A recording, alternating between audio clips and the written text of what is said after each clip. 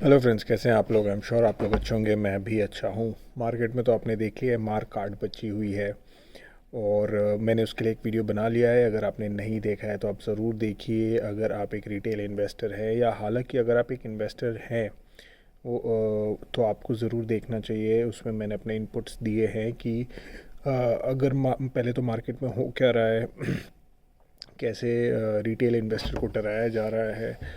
और देखिए, सबसे पहले सबसे इम्पॉर्टेंट चीज़ तो ये है कि आप एक चीज़ समझ लीजिए कि एक रिटेल इन्वेस्टर या एक लॉन्ग टर्म इन्वेस्टर का जो व्यू है, जो स्ट्रैटेजी है, वो टोटली डिफरेंट है एक फंड मैनेजर जिनको हर एक क्वार्टर के हिसाब से अपनी स्ट्रैटेजी बनानी पड़ती है। लेकिन एक रिटेल इन्वेस्टर या एक ऐसा इन्वेस्टर जो वॉरेन बुफे को फॉलो करता है या रामदेव अग्रवाल जी को फॉलो करता है या विजय केडिया जी को फॉलो करता है, वो अपनी स्ट्रैटेजी लॉन्ग टर्म के लिए बनाता है। उसको एक दो क्वार्टर से कोई फ़र्क नहीं पड़ता, उसको एक इलेक्शन से कोई फ़र्क नहीं पड़ता। मैं एक इंटरव्यू सुन रहा था, आई थिंक विजय केडिया जी ने भी बोला था और रामदेव अग्रवाल जी ने भी बोला था कि देखिए ऐसा होता है ना, उन्होंने अब 30 साल का मार्केट देख लिया है। उन्होंने बोला कि हमने न्यूक्लियर देख लिया, ठीक है, जो इंडिया ने ट्राई किया था। हमने 2-3 वॉर देख ली इंडिया की, ऐसी सारी चीज़ें देख ली, कोविड देख लिया, रिसेशन देख लिया, हर तरह का रिसेशन देख लिया। तो ऐसी सारी चीज़ देख ली उन्होंने जो जिससे लोग डराते हैं। और उन्होंने दोनों ने एक चीज़ बड़ी कॉमन बोली कि देखिए, एट दी एंड ये सब कुछ मैटर नहीं करता है, मार्केट ऊपर ही जाएगा फॉर अगर आप लॉन्ग टर्म का होराइजन रखते हैं तो। what matters is that you are in good business, you are buying good companies and speculation में नहीं जा रहे हैं आप, किसी की बातों में आके नहीं इन्वेस्ट कर रहे हैं। और आप एक अपना एक स्टडी करके अपना एक कॉन्फिडेंस उस स्टॉक में दिखा के ख़रीद रहे हैं, जो कि लॉन्ग टर्म होल्ड करने के लिए बहुत ज़रूरी है। ठीक है, मैंने भी एक स्टॉक जो अभी रिसेंटली बेचा है, one of my stocks which I kept for pretty long time, around 6 years, and मैंने अभी बेचा। लकीली मैंने जब बेचा उसके बाद से मार्केट फॉल शुरू हुआ। लेकिन देखिए, I am not saying that I time the market well, it's as I said it is just a luck. But yes, I sold the market, I sold the stock only because I felt कि उसका P, that means the valuation of the stock was not good, it was over valued, and उसकी जो earnings थी वो कम थी। ठीक है, तो मुझे एक अच्छा प्राइस मिल रहा था। And on the other hand मुझे एक बहुत अच्छा स्टॉक जो मैं काफ़ी टाइम से, ऑलमोस्ट 1 साल से फॉलो कर रहा था, मैंने ख़रीदा नहीं था बिकॉज आई वॉज वेटिंग कि एक अच्छे प्राइस पे मिलेगा, वो मेरे को मिला। And I started buying it. And जब मैंने ख़रीदना शुरू किया तो मुझे ये स्टॉक ओवर वैल्यूड लगा और मुझे लगा कि I think I should sell and by the stock. उसके ऊपर भी मैंने एक वीडियो बनाया है, प्लीज़ वो वीडियो भी देखिए, आपको एक आइडिया हो जाएगा कि लॉन्ग टर्म में इन पैसे बनते हैं। ठीक है, भले ही आप अच्छी कंपनी नहीं भी खरीद रहे, अच्छी company in the sense that may be it is not, उसकी जो अर्निंग्स है वो उतनी अच्छी नहीं आ रही है। ठीक है, सो that is how it is. आप देखिए एंड प्लीज़ इस चैनल को सब्सक्राइब कीजिए, बिकॉज मैं आपको ऐसी बातें बताना चाहता हूँ। और पहले तो मेरे पर्सनल एक्सपीरियंस पे, दूसरी चीज़ है कि जो भी मार्केट में करंट हो रहा है उसके ऊपर एंड वो ऐसा रहेगा कि वो एक रिटेल इन्वेस्टर को सूट करता है। ठीक है, मैंने आपको पहले भी बताया कि I have seen people scaring retail investors on television, on YouTubes, और जो एक्सपर्ट अपने आप को एक्सपर्ट बोलते हैं वो भी इतना मिसलीड कर रहे हैं रिटेल इन्वेस्टर्स को कि मुझ I found an urge to start this video. And मेरा एक पॉइंट ऑफ व्यू आपको देना चाहता था, इसलिए मैंने ये वीडियो ये चैनल और ये वीडियोस बनाता हूँ। तो प्लीज़ सब्सक्राइब कीजिए, इससे मुझे बहुत हेल्प मिलेगी ये समझने के लिए कि I am going on the right direction. ठीक है, तो आज मैं बात करना चाहता हूँ मोटा मोटा एक जनरल नॉलेज। देखिए, चार्ट लेके एंड पीपीटी बना के तो हम सब कुछ कर सकते हैं, बट दिमाग में घुसने वाली बात होनी चाहिए। तो दिमाग में घुसने वाली बात ये करना चाहता हूँ कि हम एक कंपनी लेते हैं तो उसको एनालाइज कैसे करें लेने से पहले। ठीक है, ब्रॉडली 3 बहुत इंपॉर्टेंट रीज़न होते हैं। ठीक है, बाकी तो बहुत रीज़न हैं, ठीक है, समझ में आता है, बट 3 ब्रॉड रीज़न होते हैं। आप अगर वो देख लेते हैं, अगर आपको लगता है कि वो सारे उन 3 पैरामीटर्स पे खड़ा उतर रहा है वो स्टॉक या वो company, then it's very the chances are very less कि आप पैसे नहीं बनाएंगे उस स्टॉक से या उस कंपनी से। तो बात करते हैं उन पॉइंटर्स की। पहला पॉइंटर है कि कोई भी आप स्टॉक ले रहे हैं, that stock has to be in a sunrise industry. Sunrise industry का मतलब, ये जो सनराइज इंडस्ट्री है ये विजय केडिया जी बहुत बार बोलते हैं। इसका मतलब ये है कि कोई ऐसी इंडस्ट्री जो फ्यूचरिस्टिक हो, जिसका फ्यूचर में काफ़ी स्कोप हो, ग्रोथ हो, उस इंडस्ट्री में होना चाहिए। एग्जाम्पल के लिए, अगर आप रिन्यूएबल्स में हैं, अगर आप ईवी में हैं, अभी ईवी का बहुत वो हो रहा है, लोग बात कर रहे हैं। देखिए, मैंने ईवी में एंटर किया था in 2018-19 when people are talking about it. आज उनको लग रहा है कि yes, EV is reality because वो रोड पे चल रही है, ठीक है। And there is a difference. आप ये देखिए कि अगर आप उस कोई भी थीम जो आने वाली है उसको अच्छे से समझ के उसमें इन्वेस्ट करते हैं, और कोई भी थीम ऑलमोस्ट आ गई है, देयर इज़ अ डिफरेंस कि आप बहुत ज़्यादा वैल्यूएशन खोते हैं, ठीक है। कहते हैं ना कि अगर आपको क्लैरिटी चाहिए किसी चीज़ में, तो उसको भाव भी आपको क्लैरिटी वाली देने पड़ेंगे। तो कुछ वैसा ही है, अगर आप कोई भी स्टॉक लेते हैं तो ऐसी इंडस्ट्री में लीजिए। ऑफ कोर्स सबसे पहले तो कोशिश कीजिए कि आप वो इंडस्ट्री डिस्कवर होने से पहले उसमें घुसे। अगर नहीं भी है तो एटलीस्ट वो इन रियल होने से पहले घुसें, ताकि आप ऑलरेडी फर्स्ट मूवर्स एडवांटेज में रहे। और दूसरी चीज़ ये कि देखिए, हम रिटेल इन्वेस्टर्स का सबसे बड़ा फ़ायदा है कि देखिए, उधार नहीं लिया है, ठीक है, किसी को पैसे देने नहीं है और किसी को जवाब देना नहीं है। तो एक आध साल पहले भी वो अगर हम उस थीम में घुस जाते हैं तो I don't think so there is any problem. हालांकि जैसे कि मैंने I bought a battery company in 2018 when people were talking about TVs, and then अभी मैंने बेची है व्हेन उस कंपनी के बहुत सारे टाइप हो चुके हैं कार कंपनी से टू सप्लाई ईवीज। तो मेरे को लगा कि डिस्काउंट हो चुका है ऑलरेडी, ओके। तो I thought I think this is the right time to exit when people are entering in it, ठीक है।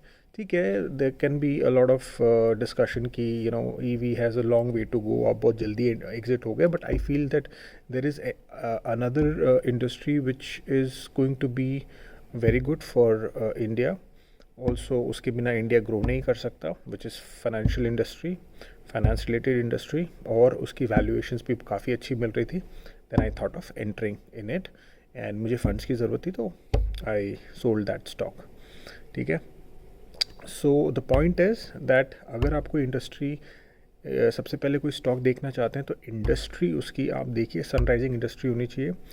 कोई भी इंडस्ट्री ऑन एन एवरेज अगर ग्रोथ कर रही है 15% 20% पे फॉर नेक्स्ट 5-10 ईयर्स, देन कोई भी स्टॉक है वो 15-20% से तो मिनिमम ग्रो करना चाहिए, और करता है उस इंडस्ट्री में या उससे ज़्यादा ही करता है। तो देन अगर आपकी राइट एक्सपेक्टेशन है अराउंड 15-20% की annually, which is generally everyone says that, and I have also experienced that is what generally you should get.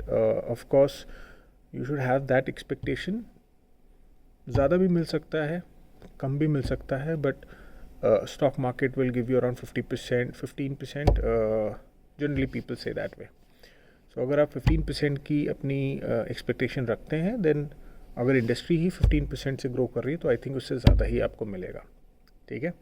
दूसरी चीज़ ये है कि अगर आप कोई राइजिंग इंडस्ट्री लेते हैं ना, जैसे कोई जैसे मैंने आपको एग्जांपल देते हैं, रिन्यूएबल हो गया, इंडिया में अगर आप देखें तो फाइनेंशियल इंडस्ट्री हो गई, क्योंकि इंडिया अगर 4 ट्रिलियन पे है, जिसको इंडिया को 77-78 ईयर्स लगे 4 ट्रिलियन में पहुँचने के लिए, सेम उतना ही अब अगले 7-8 साल में वो जुड़ेगा। एवरी 7-8 साल में अगर जुड़ेगा तो आप देखिए कि जो पैसा इंडिया ने 77 ईयर्स में देखे थे, वही पैसे अब इंडिया अगले 8 साल में देखेंगे।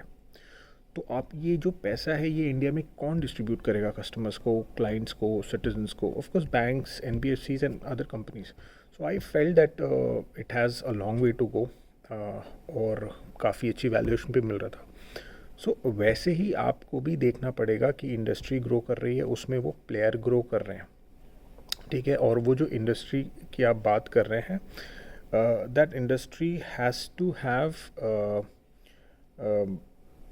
सच प्लेयर्स जिस पे आप बेट लगा सकें, ठीक है। उस पर भी हम बात करेंगे, बट ओवरऑल आई थिंक आपको एक अंडरस्टैंडिंग आ चुकी है कि industry is very important, sunrising industry is very important, और वो आपको ढूंढना पड़ेगा। देखिए न्यूज़ चैनल पे जो एवरीडे होता है ना कि इसका फंडा और उसके नुस्खे और टॉप 10 कंपनीज इस दिवाली की, बजट की टॉप 3 स्टॉक्स, ऐसा कुछ नहीं है, ठीक है। वो आपको सिर्फ झूठ बोल रहे हैं। अगर आपको लाइफ में 10 ऐसे स्टॉक मिल गए जो मल्टी बैगर हैं, ठीक है, आपको और कुछ नहीं चाहिए। तो वो 10 ही ढूंढने हैं आपको 100 नहीं ढूंढने हैं, किसी की बात में नहीं आना है। और अगर कोई भी स्टॉक के बारे में न्यूज़ चैनल बात कर रहा है या कोई इन्फ्लुएंसर बात कर रहा है, तो समझ लीजिए कि अब उसका खेल ख़त्म हो चुका है, ठीक है। क्यों खेल ख़त्म हो चुका है, आई होप आपको पता होगा। अगर नहीं पता है तो आप कमेंट बॉक्स पे लिखिए, मैं ज़रूर अगले वीडियो में उसका जवाब दूंगा, ठीक है। दूसरा ये है, अगर आप कंपनी में समझ लीजिए आपने कोई इंडस्ट्री देख ली, ठीक है, उसके बाद आप कंपनी ढूंढते हैं।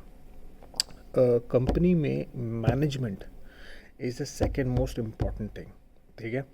अगर मैनेजमेंट अच्छा है, देखिए ये कुछ इस तरह है कि आप किसी कंपनी पे पैसे लगा रहे हैं, किसी मैनेजमेंट पे पैसे लगा रहे हैं, आपको ट्रस्ट होना चाहिए। इट्स नॉट अबाउट कि उनकी परफॉर्मेंस, देखिए अगर मैनेजमेंट कंपनी की परफॉर्मेंस अच्छी नहीं है ना, लेकिन मैनेजमेंट आके सीधा सीधा बोल रहा है यस अच्छी नहीं है, नंबर्स गिरा के बता रहे, कोई उसमें मैनिपुलेशन नहीं है, that I would still consider that management is good rather than a management which is giving fake numbers, manipulated numbers just to make people happy। और probably या अगर वो forecast भी दे रहे तो forecast realistic नहीं दे रहे, ठीक है। मैंने सुना था इन्फोसिस में, मैंने इन्वेस्ट तो नहीं किया, बट मैंने सुना था कि जब Narayana Murthy ji was in the driving seat, he used to come, जो भी फोरकास्ट वो देते थे उससे ऊपर ही वो अपने नंबर्स अचीव करते थे, ठीक है। इसलिए उन पे इन्फोसिस पे इतना भरोसा है उन लोगों को। उसके बाद नॉट ओनली दैट, आपको ये भी देखना है, चलो ठीक है लॉयल्टी हो गई, sorry not loyalty but integrity हो गई, ठीक है, कि the management should be honest, और whatever tough decisions they have to take, they will take, they must take, ये आपको समझना पड़ेगा। उसके बाद आपको ये भी देखना पड़ेगा how hungry is the management, ठीक है, how focused is the management. सिर्फ ऑनेस्टी से काम नहीं चलेगा। अगर कोई भी कंपनी का मैनेजमेंट और कोई भी कंपनी की वैल्यूएशन मार्केट कैप 25,000 करोड़ 10 साल पहले थी और आज भी 25,000 करोड़ या 35,000 करोड़ हुई है 10 साल में, तो आप देखेंगे the company does not have hunger. हाँ चल रही है तो चलने दो, वैसी वाली मैनेजमेंट को हमें उससे दूर ही रहना चाहिए, ठीक है। We need to see a management that has good integrity and that has hunger to grow, ठीक है। एंड बहुत सारे there other factors also, but ये दो चीज़ बहुत ज़्यादा ज़रूरी है कि हंगर होना चाहिए and on top of it they should be honest, और उनकी इंटीग्रिटी इंटैक्ट होनी चाहिए, ठीक है। देखिए क्या होता है ना, अभी आप बोलेंगे मैं समझूं कैसे, मैं कैसे समझता हूँ। सबसे पहले तो मैं उनके इंटरव्यूज़ सुनता हूँ, जब उनके एनुअल रिपोर्ट आती है, देन उनके कॉन कॉल्स होते हैं वो सुनता हूँ। I know it is boring but if you are an investor आपको यही करना पड़ेगा, there is no other way around, ठीक है। उसके बाद मैं ये भी देखता हूँ कि पहले जब उन्होंने इंटरव्यूज़ दिए थे और उनका जो फोकस दिया था और उसमें और एक्चुअल रिज़ल्ट में क्या डिफरेंस है, ठीक है। उसके बाद जो उन्होंने बोला था वो अगले 6 महीने 1 साल में हुआ है कि नहीं हुआ है, ठीक है, ये भी आप देख सकते हैं। उसके बाद आप कंपनी का ट्रैक रिकॉर्ड देख सकते हैं कि उसमें कोई स्कैम हुआ था कि नहीं हुआ था, टैक्स के कितने प्रॉब्लम्स आए थे। देखिए एक आध टैक्स के प्रॉब्लम्स आते हैं, कोई इश्यूज़ नहीं है, बट रेगुलरली नहीं आने चाहिए, ठीक है, या कोई भी प्रॉब्लम रेगुलरली नहीं आनी चाहिए, ठीक है। आप येस बैंक का अगर आप एक एग्जांपल ले लीजिए, एक्सेलेंट इंडस्ट्री जब आया था तो लगा कि बैंकिंग सिस्टम में तोड़फोड़ कर देगा, बट आपने देखा किंगफिशर, अनिल अंबानी, सो ये सब आप एक बैड मैनेजमेंट देख सकते हैं। हाउएवर आई वुड से कि they tried their level best, but Anil Ambani की बात कर सकता हूँ, बाकी आपको किंगफिशर का पता ही है, bad management and there many examples. So अगर आप मैनेजमेंट अच्छा चूज़ करते हैं, अच्छे एग्जांपल है, आप टीसीएस का मैनेजमेंट देख लीजिए, कॉर्पोरेट है, and I feel everyone would agree that it is an honest management, उसके बाद इन्फोसिस इज गुड, आपको कोटक का पता है, HDFC का पता है. So there are many examples of good management in a good business, good industry. Okay, उसके बाद अब देखते हैं वैल्यूएशन. देखिए, आपने अच्छी इंडस्ट्री ढूंढ ली, अच्छा कंपनी देख लिया जिसका मैनेजमेंट अच्छा है. उसके बाद आपको देखना है कि कंपनी की वैल्यूएशन कितनी है. देखिए, अगर आप आड़ू धाड़ू प्राइस पे अगर वो कंपनी खरीद लेंगे, there is no point doing so much of study. There is no point honestly. अगर कोई स्टॉक है जो 100 की वैल्यूएशन पे मिल रहा है, PE पे मिल रहा है, उसकी ग्रोथ 15 है, there is no point buying it, चाहे वो कितना भी अच्छा हो जाए. एग्जाम्पल देख लीजिए, अगर आप केला है या सेब आप लेने जा रहे हैं और केला कोई 100 रुपये किलो बोल रहा है, मतलब there are many places where you buy और you get bananas as per the kilo, not as per dozen. तो अगर आपको 100 रुपये किलो वो मिल रहा है और सेब 100 रुपये किलो मिल रहा है, तो आप बोलोगे ना, भाई क्यों मैं केला क्यों खाऊँ, इससे अच्छा सेब खा लेता हूँ. ठीक है, तो valuation is very very important. हर एक इंडस्ट्री, हर एक स्टॉक, हर एक स्क्रिप्ट का एक वैल्यूएशन होता है दैट यू नीड टू सी.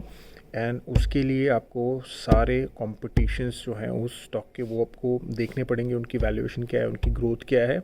उस हिसाब से आपको कंपेयर करना पड़ेगा और आपको समझ में आ जाएगा. ठीक है, तो ये 3 चीज़ बहुत ज़्यादा ज़रूरी है. ठीक है, उसके बाद आप you can get into it in further detail and आप समझ सकते हैं कि इसका ये कैसा है, इसका वो कैसा है. बट अगर आपने ये 3 ब्रॉड चीज़ नहीं की है, there is no point doing anything. ठीक है, प्राइसिंग का एक और एग्जांपल है कि आप अगर किसी मॉल या अमेज़ॉन में शॉपिंग करते हैं, ठीक है, आपको पता है कि वो चीज़ कल परसों नरसों सस्ती मिलेगी, then you can wait, right. So that is how it is that you should wait. कभी ना कभी मार्केट फॉल आता है, जैसे अभी सिचुएशन हो रखी है, तो आगे भी आएगा. ठीक है, so you have to wait for a right time for to enter into that stock. अगर आप वैल्यू इन्वेस्टर हैं, अगर आप लॉन्ग टर्म इन्वेस्टर हैं, तो कोई भी चीज़ में जल्दबाजी करके कुछ नहीं मिलेगा. ठीक है, आराम से, शांति से, क्योंकि आप एक बार इन्वेस्ट करेंगे तो आपको 10, 20, 30, आपको पता नहीं होना चाहिए कि आपको कितने सालों तक उसमें इन्वेस्टेड रहना है. तो आप रुक के इन्वेस्ट कीजिए, लेकिन लंबे समय के लिए कीजिए. That is what a right investor और right minded investor is go to do. ठीक है, सो इसके अलावा अगर आपको कोई और पॉइंटर है, कोई और टॉपिक है जिसके बारे में आप चाहते हैं कि मैं बात करूं, तो प्लीज़ कमेंट बॉक्स में लिखिए. तब तक के लिए मिलते हैं. Thank you so much. Bye bye.